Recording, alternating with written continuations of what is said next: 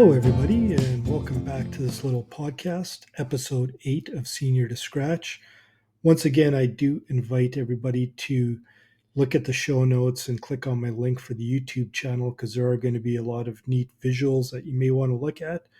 But if you don't have access to it, I will certainly try to describe them as best as I can. Well, it's snowing again and a lot. It snowed probably between 6 inches and 9 inches last night, so the snow stuck. But luckily, I did get a couple of rounds in on this past weekend, so that's going to be the primary focus of this episode. But first, I wanted to start out with a little story. I went to a club fitter the day before that first round in 7 months. They put on a promo that expired before the end of April, so I made a booking on that last day possible, which I said happened to be before my first round. And essentially, what I was hoping to do was get my club lofts and lie angles checked and that sort of thing. After months of pounding on mats, I figured, well, let's just get these checked.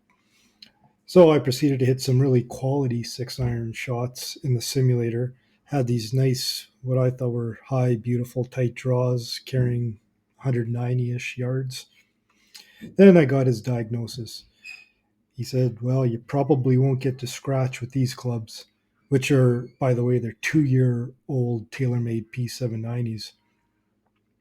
So what he told me, for various reasons of club design, the ball doesn't have enough height and it comes in too shallow of a descent angle to hold firm greens. So I spent the next, 1.5 to 2 hours testing different shafts and clubs. Really, I had no intention of shelling out another at least a couple grand for another set of clubs.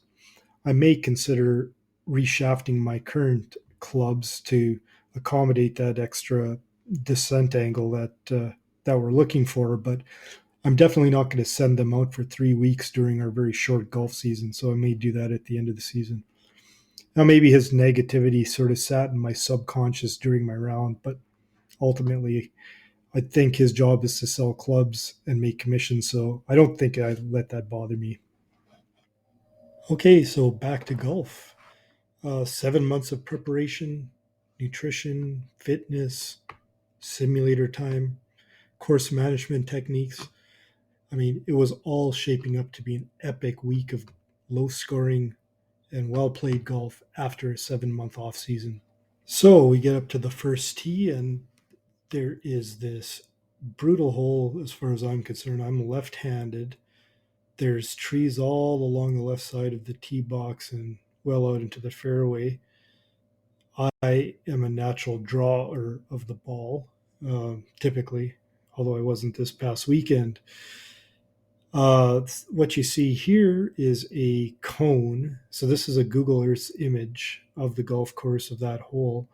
This cone goes out to 285 yards, which is essentially, a driver distance. 260 is the next one, which would be my 3-wood, and then 235 for my hybrid. As you can see, like these are typical PGA Tour with dispersion. So even with the 3-wood or the 3 hybrid, it is going down into the gully potentially amongst the trees, or it's going into this set of trees a lot of the percentage of time, even with PGA Tour dispersion. So it is really one of my nemesis holes. That being said, I stepped up and I hit a very poor tee shot, and I started it left and it kept going left and it ended up amongst the trees. So luckily, I was far enough behind the tree in front that I could hoist one over top. Now it was, let's say, probably about 160, 150, 160 yards to the green. And you can see how this green is extremely narrow and very deep. And from the angle I was at, it's a very difficult shot to get it onto the green, especially when you can't see the hole or the green because of the trees. I did hit a pretty good shot, and it ended up in this pretty deep left side bunker. From that point, first bunker shot of the year, no practice shots. I got down in there, bent my legs, made sure my setup was good, and took a big whack at the ball. And, to my surprise, it actually ended up about 3 feet from the hole, and I made the putt for a par. You can probably tell where this is going based on the title of the podcast. After that first par, I shot 15 over par on the next 17 holes on Saturday. On my Sunday round, I shot 11 over par total. My handicap went the wrong way. It went up zero point 0.1 ticks to 5.2. I'll get into the stats in a little bit, but first, a couple of observations slash excuses, I suppose. Going into the first, I was very keen on getting all of this data that I can share with the podcast listeners and myself, frankly, to figure out the state of my game.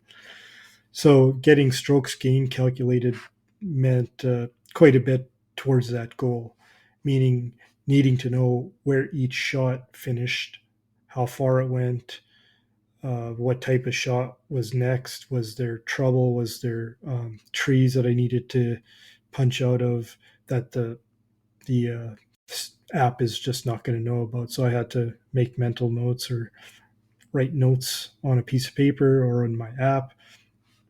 I also had to mark pin positions to measure the length of all putts and whether the putts that missed were long or short.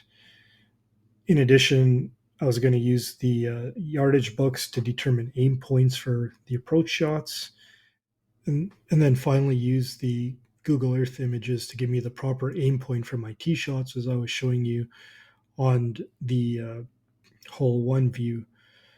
Top that with app problems not registering shots. So my Apple Watch wasn't registering shots properly, so I was having trouble figuring out what my distances were. I forgot my trusty rangefinder at home, so I really had no clue for distances. And, I was fairly flustered early on. Add to that was the gusty winds in the 20 to 25 mile an hour range, and it started off fairly poorly in my head. So you probably see where all this is going. All this focus on stats, no focus on golf. Well, the rest of the round went fairly poorly, as I said earlier, with the plus 15 in the next 17 holes. I had four doubles in total. So here you can see one par three, two par threes, a par five. The tee shot went over, or out of bounds, I should say, potentially over the fence. I don't know. I think I just lost the ball. And then a par four. So I did not discriminate between my double bogeys here. You can see I had long stretches of bogeys off the bat. I want to say I finished up relatively strong on the last two holes, but by then it was pretty much done. This, what you're seeing here, is from the Decade app that I purchased. It's pretty cool. Here's a strokes gained. You can toggle to get a quick heat map of where you need to improve or where you've done well. The first is off the tee, then the approach shots, around the green, and putting. And to no one's surprise, my approach to the green was very poor. And, I attribute that to probably not practicing that enough on the range. I hit a lot in the simulator, but not a lot before the rounds. Um, Off the tee was quite good. If you could see this, like I did hit, I think 62% of the fairways on each round. Around the green, the numbers looked decent, but I wasn't happy with it at all. In fact, on that on the 10th par three, I was in a green side bunker that I sculled over the green, nearly hit the group on the 18th hole tee box, and I did well to get a double bogey on that hole to pitch it back near the green and then get up and down from there. Putting, this putting stats don't look great, but I think my putting is greatly improving this year, and you'll see it when I show the second round stats. Now I'm going to talk about the second round. So this one, luckily, I remembered my rangefinder, got my app working. But this time I was really hungry before the round, so I ordered a nice juicy burger and some kettle chips. And it took a long time to get the meal. So the meal came out 5 minutes before the tea time. And I walk and I don't have a basket. So I'm trying to steer my cart up a steep hill to the first hole, uh, trying to chow down, getting grease all over my fingers. And yeah, so I wasn't particularly mentally ready to hit that tee shot either. And to top it off, it was even windier than the previous day, probably 30-mile-per-hour gusts. And what's going on in my head? Where do I put my burger? How do I get the grease off my fingers? Once again, a bad mindset to start when I'm supposed to be focused on this toughest tee shot for me. I'm going to briefly go through the first three holes, so bear with me. You've all seen the first hole layout. These circles are from the first round. So I'll just point to where I hit it on the second round. I hit a very weak, almost missed the ball hybrid that probably went about 150 yards and ended up around here. Maybe it didn't even go 150 yards because I think I had 230 yards uphill to this green. And so I take out my 3 wood and I really clobber it. But like I said before, it's a very narrow green, tough to hit.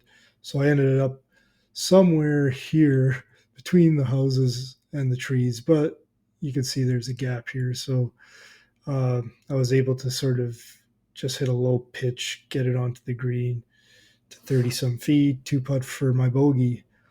Better than a double, right? Okay, I have to talk about the second hole because this was pretty up, down, and then back up again. Because here is the hole, and once again, you can see at my driver distance, I could be in no man's land. Even with 3 wood distance, I could be near this tree and these in this bunker. So I go ahead and I hit a 3 hybrid, and it is slightly downhill and it was downwind. So I ended up hitting that 3 hybrid roughly 270 yards, somewhere to this region right here. My two playing partners both ended up over the green, and it was a very back pin. And over the green is just down a slope, and then there's a cart path and some trees with some pine needles back there. Okay, so after my playing partners both hit over the green, I decide I'm going to hit a nice little knockdown 130-yard shot.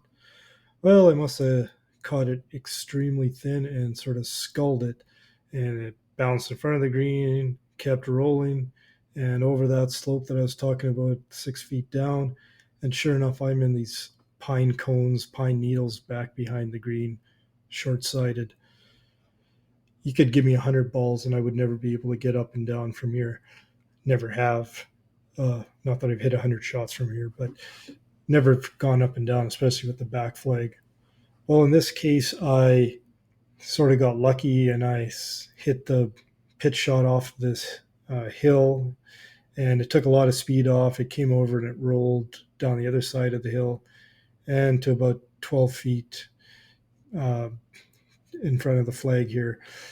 And lucky enough, I actually converted that 12-foot putt and made my par. So I'm actually feeling pretty good about that all world up and down. Now, the third hole is where my luck kind of started turning the other way. This is for me, a difficult par five once again. It's got really deep bunkers lining the fairway here on the left. On the right are trees. It's no more than 30 yards, maybe 25 yards wide at my driver distance. A little bit wider, 3 wood. Hybrid, even wider, there's a chance to get in this left bunker, but that leaves you with almost no chance of going for the green in two. So what I decided to do for my strategy was hit a 3 wood and sort of aim it maybe down the right center of the fairway. Um, as I said, it was windy. The wind was coming in from the right on this hole. I did hit a blistering 3 wood drive, and I hit it right on my target line. Maybe a little bit left of it. It was just heading down the center. And, you know, I lost sight of it because my eyesight's not so good, but I kind of knew it wasn't it wasn't going to end up well. So as I walked up, I realized, well, it's in this last bunker, kind of right up against the lip of the bunker, which is fairly deep. I did hit it 285 yards, which was a plus, but the minus was the next shot was going to go no more than 15 or 20 yards because I had to take my medicine, take out a lob wedge, and just clear that lip of the bunker to get it right to here. So I'm here. It's shouldn't be the end of the world. The green was about 160-ish, 170 yards away. There was water along the whole right hand side. So I ended up favoring the left, and I ended up hitting it in this green side bunker. So I'm sitting there in three. Not the end of the world either. It would be a tough up and down for par. Well, what do I do?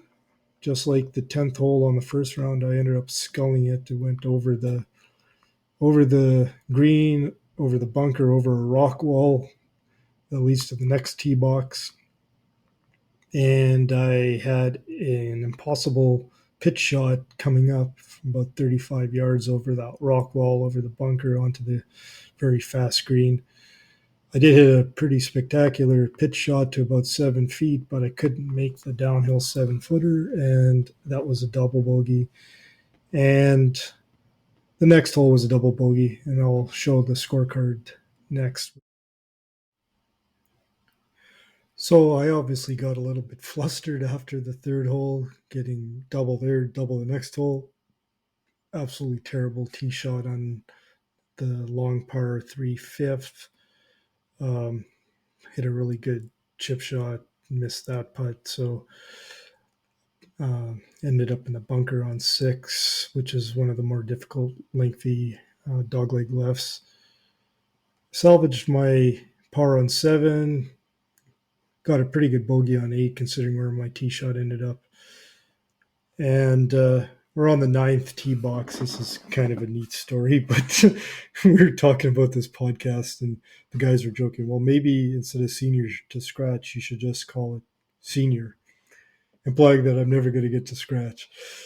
And once again, that 9th hole, even though I got a par, it was a struggle for par. I hit a tee shot that was probably close to 290, 300 yards and 50 yards to the pin, and my approach shot would not stop, and it ended up at the back of the green where the pin was in the front.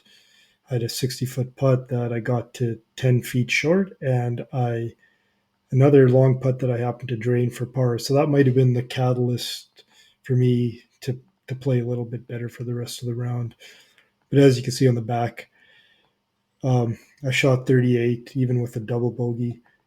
So if my 4 9-hole components were on Saturday 43 43, then on Sunday 44, I was kind of getting discouraged, and I did end up with a 38. So I think I want to say that I finished up fairly well, even though the weather was quite cold.